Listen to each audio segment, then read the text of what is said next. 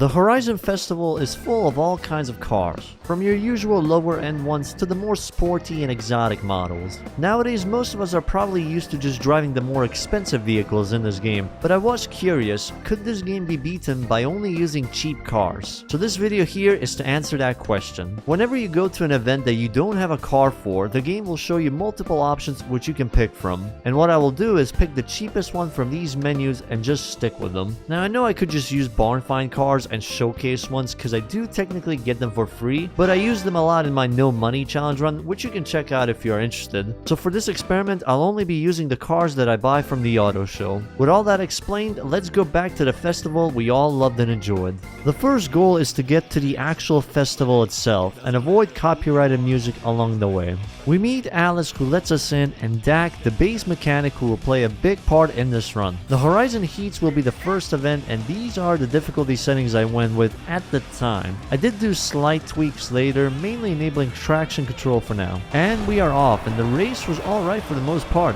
But one thing to keep in mind with insane difficulty is that one guy is always going to be very rubber bandy, something everyone's probably familiar with the Horizon series. So, second place to start us off, and now we have the first showcase event against an airplane, which felt more like a smooth Sunday drive with the view this event offers to you. The visuals still look incredible to this day. As a reward, we get this Mustang and a long drive back to claim our first wristband. Right after this, the game forces us into picking either a Subaru or an Evo, which you can't skip at all. Now in here, the cheapest option is the Evo 10 for $29,000, but what the game doesn't show is that there is a cheaper Evo than this. The iconic Evo from the more recent motorsport game, and it only costs us 12,000 credits. I'm not sure why the game wouldn't just show all possibilities, so for most of the events I usually would double check the auto show to see if there's a cheaper card the game isn't showing to me. Now we are completely free to do whatever we want. The Evo was slow a bit, but what didn't help as well was the top two always rubber band like crazy, managing to only get third in this event. Luckily in this game you don't need to win every race, but you'll have to do more events to secure enough points to progress onwards.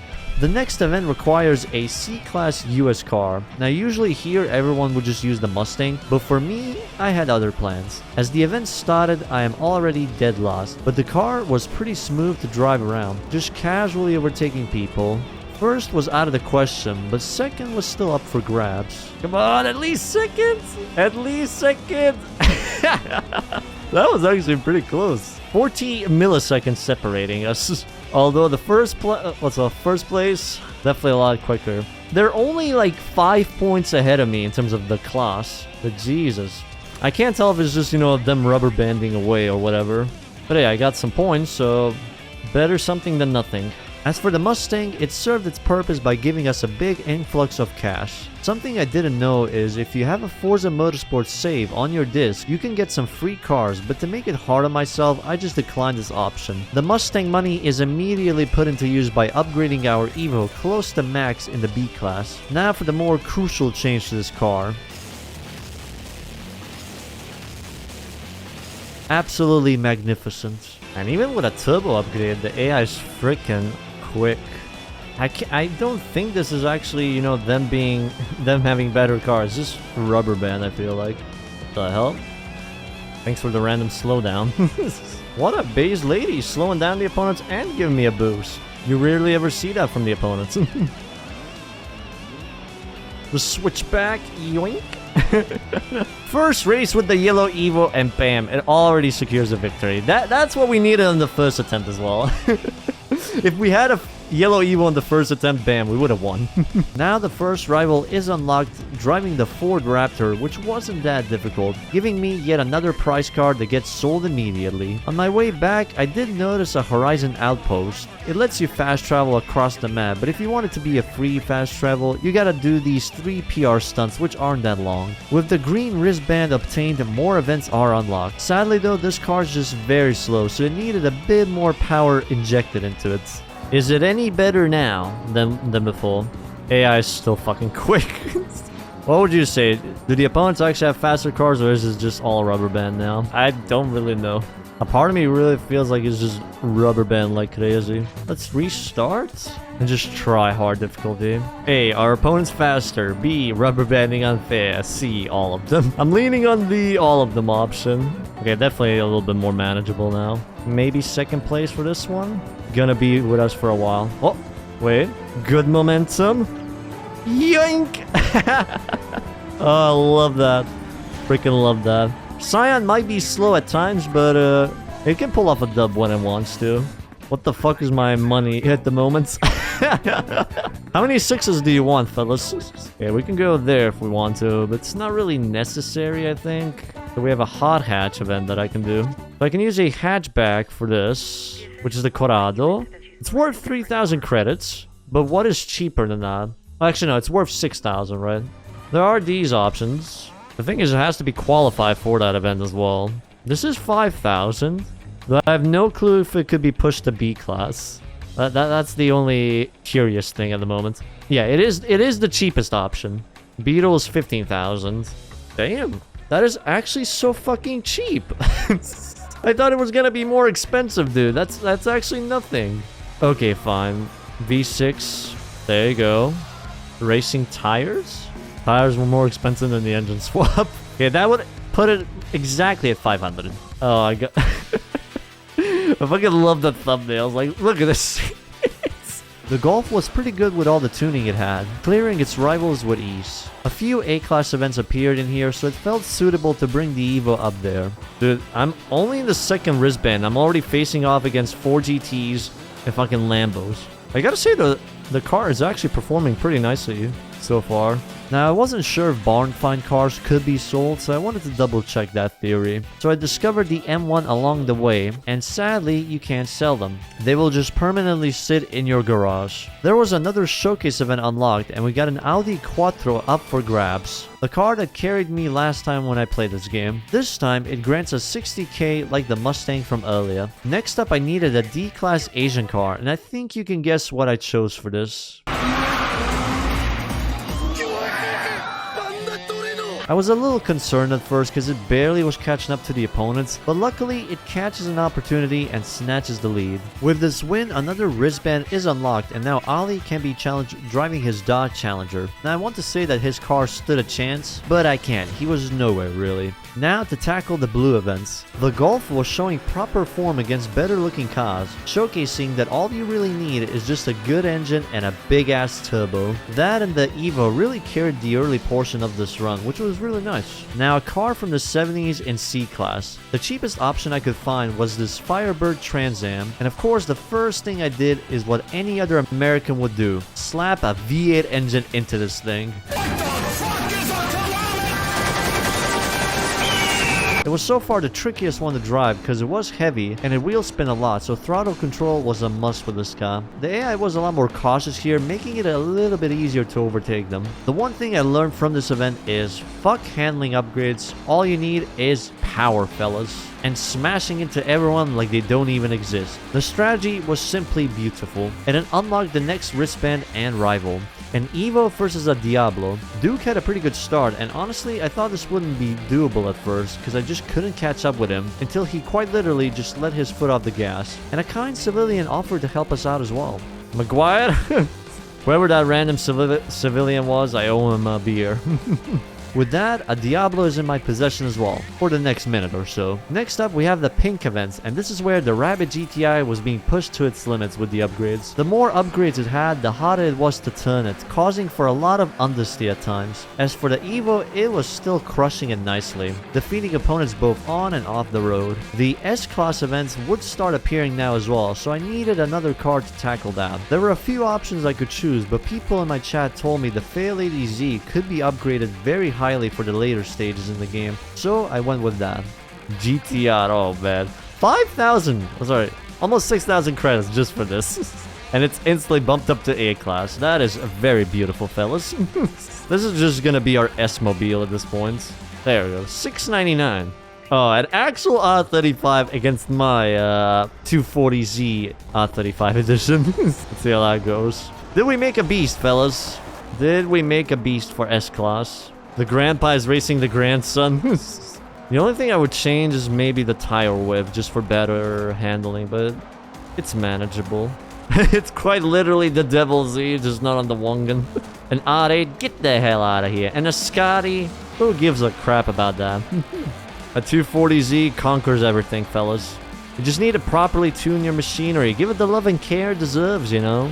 The stage was pretty much a mix of the 240Z, Rabbit GTI, and the Evo, of course, unlocking the orange wristband and Marco as our next rival to defeat. Now, question is, can we keep up with him, though? We might have the same engine, but an R35 is an R35 still. Thank you, base traffic cars. I swear, traffic cars save my ass in so many freaking games these days. Oh, God. He's coming, fellas. He's coming. I can't go faster than 300. My man, I would appreciate if you don't sniff my ass. I think he had another skill issue moment. We should be okay, technically. The grandpa was superior after all. With age comes major skill influx. I'm halfway done, and this is where the game gives you a lot of events to do. For this event, an 80s S-Class car was needed. And somehow the Golf still had more to give in this run. This isn't a Rabbit anymore, this is a Turbo Buddy. Question is it competitive actually? It has all the upgrades, the auto upgrade feature added, but are they any decent? Dude, I find it so freaking goofy that this car is actually competing against Lambos, and I think Ferraris in here. That was actually pretty clean. Even kicking Lambo's ass as well. See, this is what my channel is about. Getting shitboxes and beating rich snobs. Our main goal in life is to give major L's to rich snobs. Sorry, rich, arrogant snobs. The current lineup of cars was working flawlessly, winning time after time and getting me closer to the next wristband. I did do a slight mistake during this part. I was looking at this event here, the British Elite event, and I was thinking that the Mini could be used here. No car... Must be UK! How is that Mini not UK? Car class must be A or below, must be from the United Kingdom. Where's Mini from if it's not from the UK? Fucking Germany? I thought they were always British. Mini is owned by the Germans. Fuck you, Germany! In my defense, on Wikipedia, it does say they are a British automotive brand owned by BMW, and in the future Horizon games, they are listed in the UK category, but it is what it is. Luckily, there was a Mini-only event I could do, so there was that. In my opinion, this is probably the worst event, mainly because the AI carries so much speed throughout the corners, it's hard to really keep up with them. It took a few tries, but I finally got a win here as well. Next up, I needed an S-Class Italian car. Oh, brother, what have we done? It has a little bit of understeer, that's for sure, but the power is there. It actually has decent power. I'm legit just pissing on all these fucking rich snobs today with the shitboxes we've been using. Hey, it is cheap in the games, according to the game. And cheap equals shitbox. Now, I didn't establish that. That's the internet's fault. Next wristband is unlocked, and so is our rival. And he might be rocking an LFA, but this Italian beast wipes the floor with it, obtaining the keys to his car. Second to last wristband is the purple one. Most of the cars kept going up and down the class order and winning a lot of races. Not all of them, but still getting the points was the main priority.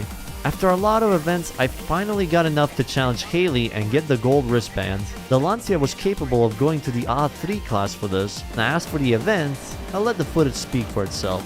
Oppa! Oh, I actually managed to fuck her up somehow with that. That was a beautiful takedown. You can't even do that shit in Burnout games. Well, good thing we have a strong lead now. And all it took was a family of 5. Thank you, family. Very cool. I appreciate your kind contribution to this. She isn't even on the minimap anymore. It still isn't showing how far back she is. She's quite literally dead at this point. We put the Celine out of commission. I actually want to see. I think there's a standing. Let's see. Race results. She is only at 25%. She hasn't moved an inch after the collision.